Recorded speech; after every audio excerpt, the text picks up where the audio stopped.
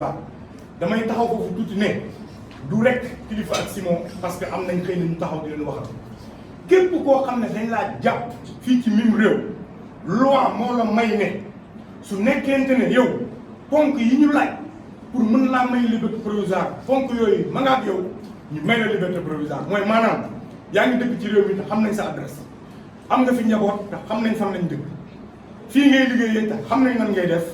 loolu bokk na ci ñetti garantie yi ëpp solo pour ñu mun laa may liberté provisoire te defe naa ne Kilifeu ak Simon am nañ Simon it rax ci dool yi yaramam neexul muy feebar boo xam ne da ko topp depuis 2017 bokk ci ñëw dooleeku Sénégalais yi wax ci ñu ragal gilaawaale dal leen ci biir kaso bi looloo tax ñu bàyyi Simon waaye dama bëgg ngeen xam ne du parce que procureur bi dafa baax attention procureur bi baaxul de procureur bi gentilwul de procureur bi mayul Simon liberté provisoire parce que dafa feebar il était dos au mur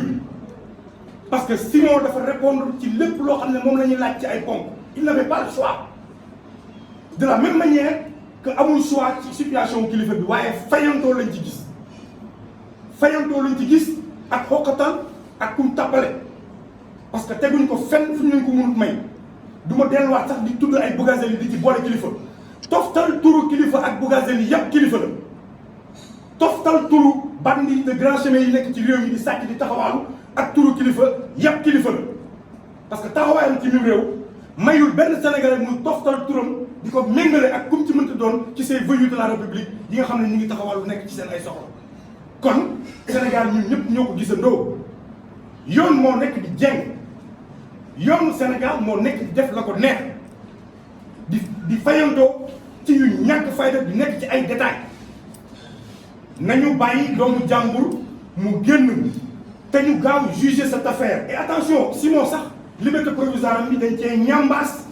lu ñuy woowee maanaam contrôle judiciaire maanaam mayuñ ko rek ne ko demal nga toog dañ ko may ne ko chaque le 5 ñëwal nga wuyu si amoo droit bouger amoo droit kon lan la ñuy xaar ci juger cette affaire parce que bu nekkente ne yow déglu nga leen sur le fond du dossier kon kay jeex na xanaa dem procès moo tax mais li ngeen bëgg a def mooy téye ko di ko dilatoire mu nekk épée de Damoclès ngeen téye leen di leen xool di leen observer bu élection ñëwee bu Kilifeu ak Simon génnee wax ngeen ne wax ngeen kon kaay leen comme li ngeen bëggoon def ci Barthélémy comme li ngeen bëggoon def ci keneen ak keneen mais loolu lañ wax du fi amee ñun li ñu bëgg mooy ñun ñëpp askanu Sénégal li ñu bëgg mooy mbir mi leer dañoo bëgg mbir mi leer est-ce que musuma gis ci histoire u réew nit ku ñu tuumaal mu ne iwaay dimbali leen ma ngeen jugé ma ña muy àndal ne dimbali leen ñu ngeen jugé ñu que lumière soit faite sur cette affaire le Sénégal a besoin de Simon le Sénégal a besoin de Kilifeu nañ leen yóbbu ñu àtte leen taga tembe nañu may Kilifeu liberté provisoire parce que dafa répondre ak ci normes yi ñu laaj yëpp kon nag Aliou Sané wax na ko léegi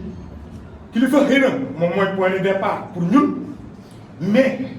yoon mi ngi jeng ci bépp Sénégalais yoon mi ngi jeng ci bépp Sénégalais tey jii yow boo féetee APR am nga ay garantie sa garantie mooy lu la neex waxal lu la neex defal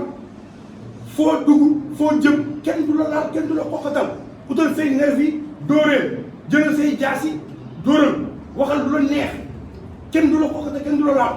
waaye bu fekkee ci kujje gi wala ku ñu jàpp ne activiste nga yow moom sa tànk doo ko yëkkati sa kàddu du jib kon yoon mi ngi jeng te dinañ ci oote ndaje mu rëy ànd ceeg Sénégalais yépp ñu def marche bu am fulla ak fayda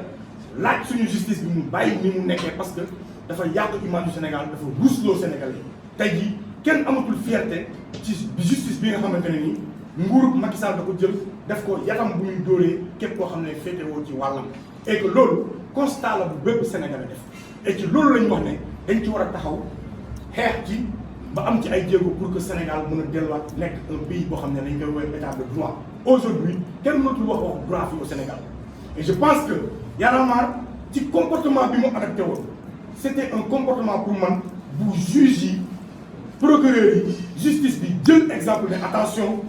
organisation bi kat wane nañ responsabilité parce que tudd nañ seen ay nit ci ab mbir nee nañ na ko yoon leeral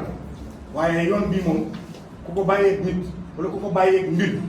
mbir ma dana nasax wala mbir ma dana naxsaay te doo ci am mujj bu baax ndax la ñu nekkee lu dul safaan lañ nekkee ci dëkk bi et loolu dinañ ci jóg ci jamono yi néew a néew indi ci marche bu am solo pour que mu leer waaye tàggatem bi jàpp leen ne kilifa amatul lu muy def ci kaso bi parce que répondre na à toutes les normes yi nga xam ne moom la ñu laaj pour may ko liberté provisoire képp ku nekk foofay ca Rebeuss nekk en détention tey demande de liberté provisoire tamit te répondre ci ponk ya ñu laaj dañ la war a jox liberté provisoire kon du kilifa rek képp kuy sénégalais nekk ci kaso bi tey nañ la jox liberté provisoire bu dee yaa ngi répondre ci norme yi tax ñu war ko joxe suñ ko joxee ñenn ñi pourquoi ñu koy bañal ñeneen ñi